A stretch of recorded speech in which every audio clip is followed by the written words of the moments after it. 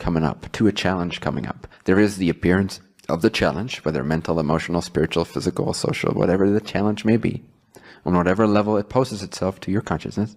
There is that, the appearance, the seemingly objective appearance of something inside of consciousness that triggers you. The second layer is in what way it triggers you. What is your definition, your belief, your interpretation of the appearance? That's the second level. There's the appearance, which is by no means separate or more powerful or actually objective, but maybe we'll get to that in a bit. But so there's the appearance and your response to the appearance. So in this case, when you say, where do I put fear and anxiety or anger? That is up to you. That's to the second level response. Because every emotion is essentially neutral. Just like everything in life is essentially neutral. So where you place that, you can either place it in bliss or depression. When you respond, and that's what I meant when I said on the depression side is where you should place that. When you respond as fear, anxiety, or anger, you are becoming the low-end frequency of your emotional body spectrum. Does that make sense? But when the fear is just like an initial thing that gets triggered by something that happens before you're even aware of it, and then it's there as an appearance, then how you choose to respond to that, and in a sense you've already responded to it based on how you believe things work or what you believe about the appearance. So let's say fear, all right, we've already dealt with that a little bit. Let's say anger arises. Anger arises. It comes from a belief you have about something in life. You believe something works a certain way, and now something appeared that conflicted with your belief that things have to look a certain way in order for it to be abundant and flowy and happy and good, because you have a belief that certain things imply lack. Very simple, right? Again, every emotional discrepancy comes from believing there's lack. It's very simple. Human suffering solved just like that. You're welcome. And so anger arises. How do you respond to that? First of all, hold the space, right? You just, okay, wait a second. This is a moment of attention. Excellent, epic. This is an opportunity for me to resolve, to transform, to move around my beliefs a little bit, to become more aware of what I believe, what I hold on to that keeps generating my reality on all levels of my expression as a consciousness. Do I want to be led by these unconscious beliefs? Do I still want that? No. So, epic moment. You're triggered. Epic, right? Amazing. So treat it as such. That's the first response to anything that comes up as a catalyst, as a challenge. It should be seen not as, oh fuck, there's this thing again. It should be seen as epic. This thing arises. I'm triggered. Beautiful. Let me see what this is all about, because what I want to be is more of myself, more of my true self, more connected, and I want that to be allowed to manifest energetically on all levels of my expression as a consciousness. No? Is that not why you are here? To become a clear channel of freedom, unity, bliss, abundance, joy, love, etc. Right? That's why you're here, right? Today in this meeting, as well as on this earthly plane. No? Good. So, since that's your intention already, why would it not be epic if fear arises? How could it not be good? It shows you what you believe is true about life that's out of alignment with your higher self's vision for you. And therefore, you have a chance to resolve it. So treat it with gratitude. Welcome it into your existence, into your consciousness, so that you can remain as conscious with it as you can, rather than, oh no, and another unconscious belief about the unconscious belief that triggered the fear coming up, and then covering it, and then another unconscious belief, oh, let me just go here and do something else because I don't like that feeling. And then you're again in the thought stream of being an imbecile. I'm sorry. It's okay. No judgment. It's not a judgment. It is whatever it is for you. You see, I can use the word imbecile and refer to all of you. I can refer to myself too. That would be this overly generous thing. Oh, look, he's also pointing to himself. No, let's say all of you are imbeciles for a moment.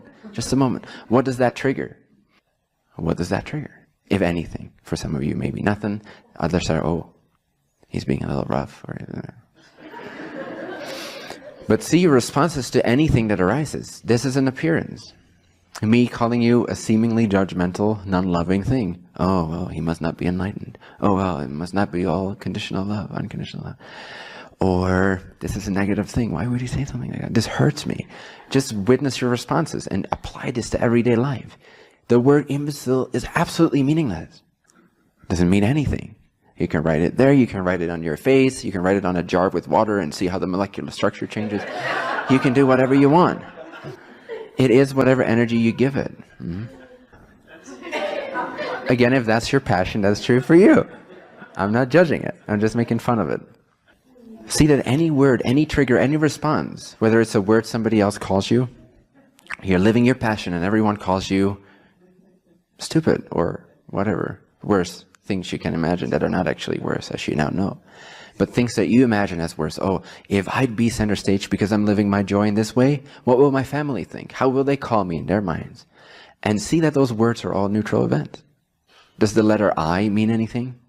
Does the letter M mean anything? Does the letter B mean anything? E? C? I? L? E? I think. No, and why when you put them together, suddenly it's so powerful. Oh my God, I am actually an imbecile. How dare you? There is no inherent energy in anything, whether positive or negative. Everything is neutral and meaningless and empty, but that's a great gift. That's where you come in. That's where you exist as an individualized point of the I am, the all that is I amness. So that you can create a pathway that is unique throughout all this infinite potential of endlessly meaningless appearances. You can shape a path of meaning or inspiration or purpose or freedom or joy. So when the fear or the anger arises, it's neither bliss nor depression yet. That is up to your response. If you respond with, this is epic, then the fear or the anxiety or the anger is experienced blissfully so. Because your frequency as a responsive, vibrational attitude creature of consciousness is epic. So what you experience is epicness, regardless of the appearance. When your response is, oh, wait a second, fear coming up means I'm not there yet, means I have to go to Bentinho's meeting again, means I've lost what I've previously covered, I'm in my down again, oh my God. If that's what it means to you, then what you are doing to yourself is you are lowering your frequency because you're becoming a skeptic, you're becoming depressed, you're becoming... You are becoming that. The appearance has nothing to do with you. Your choice to feel a certain way about it, to believe from a certain angle, a certain point of view, a certain vibrational place of seeing life from a certain point of view, that is up to you. That's where the importance is. That's where you always have choice. Even when you believe you don't, that's your choice. It's up to you that it seems like it's not up to you. Okay? 100% responsibility, which has nothing to do with a heavy heart. Or does it? For who does the word responsibility means like, oh, darn it. Responsibility, or the ability to be and to respond, to be proactive, right? To be in charge. Why not? Not controlling, but to be in charge. Completely different. To control means you believe you're not in charge, therefore let me control something so that it seems that at least to some extent I'm in charge. When you believe you are in charge of your life, your frequency, what happens to you? Not how or when or the details of it, because that's not up to your physical experience. That's not up to your brain self.